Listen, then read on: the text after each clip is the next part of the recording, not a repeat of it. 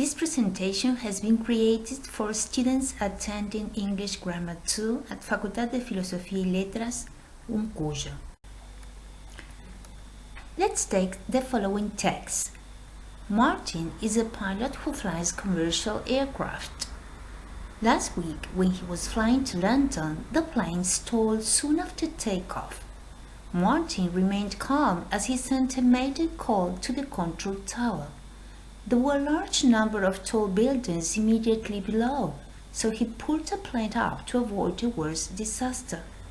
He then coasted to an open field on the outskirts of the city, where he landed safely. Luckily, no one was injured. As you see, verbs are highlighted in different colors. These different colors represent different kinds of verbs. So, the question is, what are the main verb categories in English?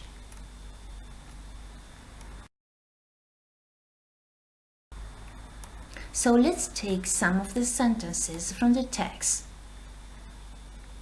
For example, the verbs in red are linking verbs. These verbs follow the pattern SVC, subject, verb, complement, as in the examples, Martin is a pilot, Martin remained calm, luckily no one was injured. As you see, a noun or an adjective can be the complement of the subject.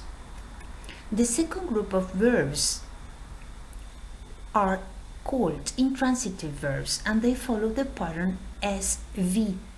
As in the examples, when he was flying to London, the plane stalled soon after takeoff, he landed safely. These verbs are called intransitive because they do not require any kind of complements. The third group of verbs are transitive verbs. These verbs follow the pattern SVO, subject, verb, object. As in the examples, Martin is a pilot who flies commercial aircraft. He pulled the plane up. He sent a mayday call to the control tower.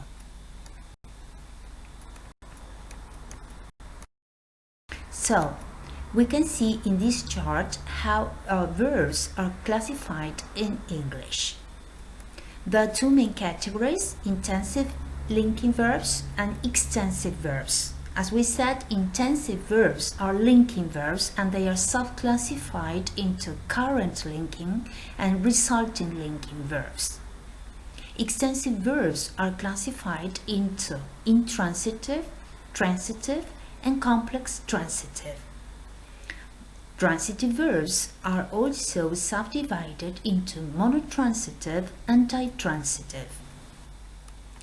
As we see, in English we can identify 7 different clause types or sentence patterns according to the elements that are necessary and obligatory after a certain verb. For example, the first pattern is SV, the sun is shining, and this occurs with intransitive verbs, where no other kind of complements are necessary. The second pattern, SVO, the lecture bored me, these verbs require an object. The third pattern, SVC, as in verbs which require a complement, your dinner seems ready, these are linking verbs. SVA, my office is in the next building, again with the verb to be, you can illustrate this pattern because the adverbial here is an obligatory or necessary element. The pattern SVOO, I must send my parents an anniversary card. So there are two objects, being the indirect object, my parents, the first one, and anniversary card, the second object. Then there's another group of verbs which require a complement but on the object of the object. Students have found her helpful. Helpful is a complement of the object her. These kind of verbs are complex transitive verbs. And the other pattern for complex transitive verbs is the pattern SVOA, as we can see or illustrate with the verb put. As in the example, you can put the dish on the table, being the adverbial, the obligatory or necessary elements after the object. Now we're going to see them in detail. Intensive linking verbs. They are also called copular verbs, and they follow the pattern SVC and SVA.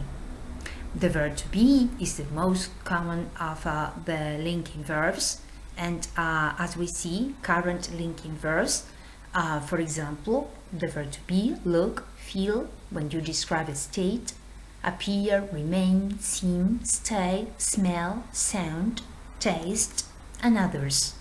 For example, this is really a good book, being here the subject complement, a noun phrase. Or she seems a sweet girl, she seems to be a sweet girl. Here we have again a noun phrase as subject complement of the verb seem. The garden looks really nice. There's an adjective here as a complement of the verb look. If you say John is at school between 9 and 4, this is an adverbial, so this is the pattern SVA, subject verb adverbial. My office is on the second floor. Again, the pattern is SVA, subject verb adverbial. The second group of linking verbs are resulting linking verbs, and they describe a kind of a process, or they refer to a process described by the verb. Become, get, grow, fall, run, and turn are some of the verbs that can be used in this pattern. For example, he became very sick. The world is becoming or getting more crowded, or she suddenly turned pale. The days grew warmer, or the children fell asleep. Now, extensive or extensive verbs, as we said, are classified into different categories. The first one is intransitive verbs. Intransitive verbs do not require objects or complements, as we said before. They do not admit passive voice for this reason. Examples: the water boiled in the saucepan, so the adverbial is optional but not necessary or obligatory, so the verb doesn't need any kind of complement. Or John smokes. Yeah, the object is understood, it's not necessary to be mentioned, and in this case the verb smoke is being used, or is used as an intransitive verb. Don't give up is a phrasal verb which does not require any kind of complement. You never listen. Or I can't sleep. The roof collapsed. Darwin died in 1882. Or we walked to the park. So there are kinds of adverbials there, but they are not always necessary or obligatory with the verb walk or with the verb die. These are prepositions. Now, the second group of more extensive verbs are transitive verbs, and the first group is monotransitive. These verbs follow the pattern SVO, being O the direct object, always. So these verbs take an object, the action affects the object, the action described by the verb affects the object, and they, of course, admit passive constructions. For example, we discussed the problem. Here's the noun phrase, the problem is the object of the verb. They built a new hospital. I enjoyed the concert. The police caught the thief. She read his note. She always reads in bed. That's an example here that the verb read can also be used as an intransitive verb without an object, and it's okay.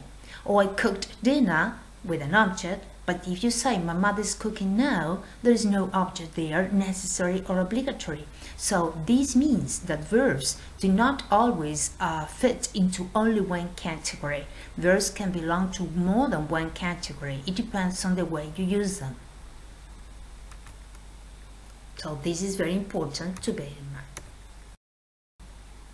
Now, the second group of transitive verbs are ditransitive verbs, and we say this because these verbs take two objects as necessary elements. Yeah, the indirect object and the direct object.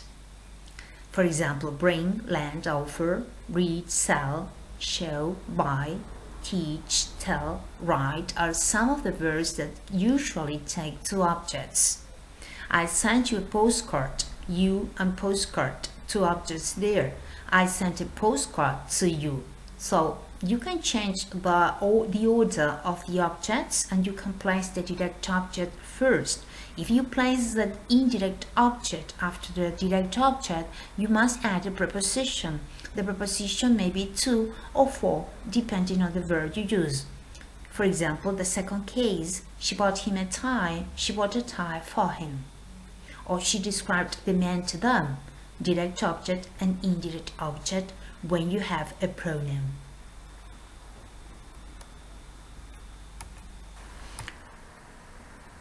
Now, the third group of verbs are complex transitive verbs. These verbs follow the pattern SVOC, direct object, object complements. There are some verbs which fit into this pattern, such as make, name, elect, point, call, declare, announce, consider, think, imagine, paint. Examples: the parents named the baby Susan. Susan is a noun phrase that is the complement of the object baby. The same in he found her a very efficient secretary. A very efficient secretary is a noun phrase that is complement of the object her. Or they considered him the best player. They painted the door blue, so an adjective can also be the complement of the object, the door.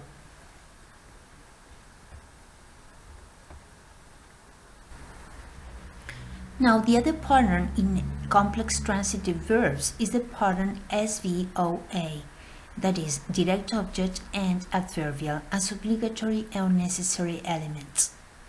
If, for example, he put the keys in the drawer, or they showed me to the door, they took the children to school yesterday, or the police got the car out of the river. As you see, if you use the verb put, you need an object, you put the keys, and the adverbial in the drawer is necessary and obligatory. The same with the other examples. They showed me where? To the door. So to the door there is the adverbial necessary and obligatory to complete the idea of the sentence.